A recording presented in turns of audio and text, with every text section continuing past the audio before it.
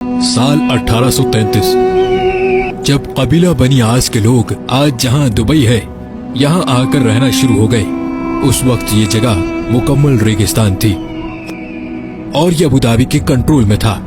Dubai इस वक्त मच्छरों का एक गांव कहलाता था। 1894 में कुछ ताजिर दुबई में बसना शुरू हो गए क्योंकि यहाँ ताजिरों पर टैक्स बहुत कम था। मगर दुबई में अभी भी मछलियां पकड़ने के अलावा कोई खास काम नहीं होता था। 1912 में दुबई की हुक्मरानी शेख सईद बिन मखदूम के पास आ गई और उन्हीं को दुबई का फाउंडर भी समझा जाता है। उस वक्त दुबई में पर्ल इंडस्ट्री यानी मोती ढूंढने का काम उरूज पर था। दुबई की इकोनॉमी उस काम से आगे बढ़ रही थी, लेकिन दुबई अभी भी एक गांव ही कहलाता था। ये 1958 की बात है जब दुबई के हुक्मरान शेख राशिद बिन सईद अल मखदूम बन गए। यही वो इंसान थे जिन्होंने दुबई को एक गांव से एक शहर बना डाला। उन्होंने दुबई क्रीक जहां बहरी जहाज आकर रुकते थे उसको गहरा करवाना शुरू कर दिया। ये जगह बहुत छोटी थी और शेख राशिद बिन सईद जानते थे कि यहाँ बड़े और मॉडर्न बहरी जहाज आकर नहीं रुक सकते। उन्होंने इस प्रोजेक्ट पर बहुत ज्यादा पैसे लगा दिए, इतने पैसे कि ये दुबई की सालाना आमदनी से भी ज्यादा पैसे थे। इसके लिए उन्होंने कर्जा भी ले लिया। ये एक बहुत बड़ा रिस्क था, लेकिन शेख राशिद जानते थे कि इस प्रोजेक्ट से दुबई की इकोनॉमी पर बहुत गहरा असर पड़ेगा और ये प्लान वाकई में कामयाब हो गया। अब दुबई में बड़े साइज के बहरी जहाज भी आकर रुकने लगे।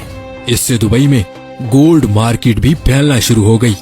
शेख राशिद अक्सर यूरोप और इंग्लैंड जाते रहते थे और ये वहां पर बनाए गए इंफ्रास्ट्रक्चर से बहुत मुतासिर थे, खास तौर पर लंदन से। उनको लंदन की सड़कें और वहां पर बनी हुई अंडरग्राउंड ट्रेन सिस्टम बहुत मुतासिर करता था। उनके दिल में भी ख्वाहिश थी कि दुबई एक दिन ऐसा ही मॉडर्न शहर बन जाए। शेख राशिद ने दुबई को एक शहर की शक्ल देना शुरू कर दी। साल 1959 में उन्होंने दुबई में एक मॉडर्न एयरपोर्ट भी बनवा दिया।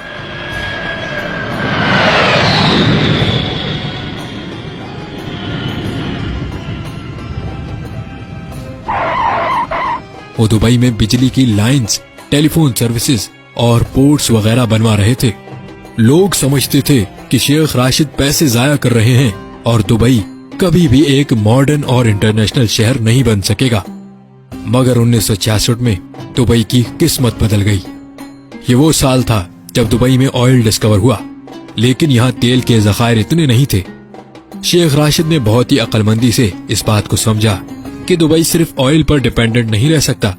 उन्होंने उस वक्त कहा था, मेरे पास एक अच्छी खबर है और एक बुरी खबर।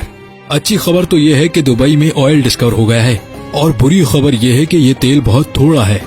इसीलिए उन्होंने ये तेल का इस्तेमाल करके दुबई में दूसरे प्रोजेक्ट्स बनाना शुरू कर दिए। उन्होंने दुनिया भर से बड़े बड़े इंजीनियर्स और आर्किटेक्चर्स को बुलवाकर दुबई को मजीद तामीर करवाना शुरू कर दिया। जैसा कि 1979 में दुबई में एक ऊंची बिल्डिंग बनाई गई, ऐसे कई प्रोजेक्ट्स दुबई में शुरू हो रहे थे। 1981 में शेख राशिद इस दुनिया से चले गए। अब जो दुबई के अमीर हैं शेख मोहम्मद बिन राशिद बिन अल मखदूम, ये उन्हीं के बेटे हैं। आज जो दुबई हम देखते हैं उसको बनाने में शेख राशिद का ही दिमाग है। उन्होंने दुबई में ऊंची ऊंची बिल्डिंग्स बनाना शुरू कर दी। फिर इस काम में भी एक मसला था। मसला ये था कि कच्ची मिट्टी पर इतनी बड़ी बिल्डिंग्स कैसे खड़ी की जाएं। मगर शेख मोहम्मद बिन राशिद ने उसका हल भी ढूंढ निकाला। शेख मोहम्मद बिन राशिद ने महसूस किया दुबई के अतराफ पहाड़ वी शेप में बने हुए हैं, यानी यहाँ जरूर कभी पानी मौजूद होगा जो पहाड़ों की शेप कटी हुई है। उन्होंने यहाँ ड्रिलिंग करवाई और वहाँ वाकई में पानी मौजूद था और यही पानी दुबई की ऊंची ऊंची बिल्डिंग्स खड़ा रखने में काम आया।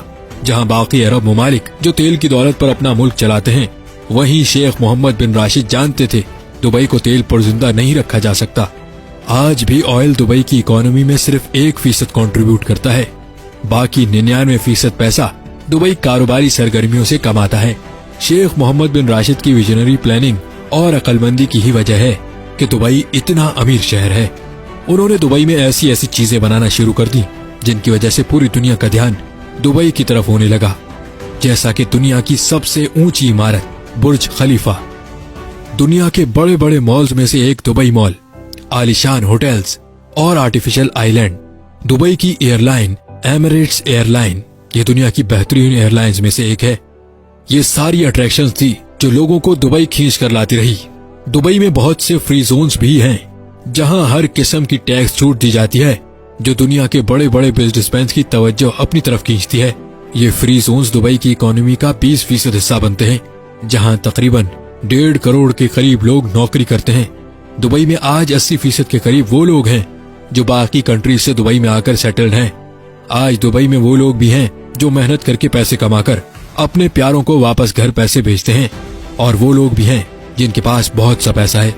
दुबई में हर वो सहूलत मौजूद है जो दुनिया के बड़े बड़े मिलियनर्स और बिलियनर्स को अपनी तरफ लाती है।